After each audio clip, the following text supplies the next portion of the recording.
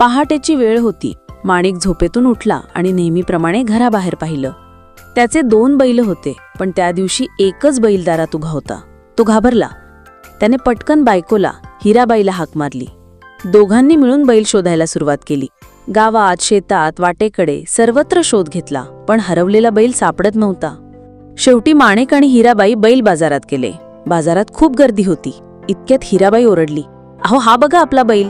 तिने एका माणसाकडे बोट दाखवलं, जो तिचा बैल घेऊन उभा होता. आवाज ऐकून तो माणूस, म्हणजेच बैल चोर, घाबरला, पण त्याने आपली भीती न दाखवता उत्तर दिलं, हा बैल माझाच आहे. दोघांमध्ये वाद सुरू झाला. कोणी म्हणत होतं बैल तिचा आहे, तर कोणी त्या माणसाच्या बाजूने बोलत होतं. पण हिराबाई अतिशय चतुर होती. तिने एक युक्ती केली.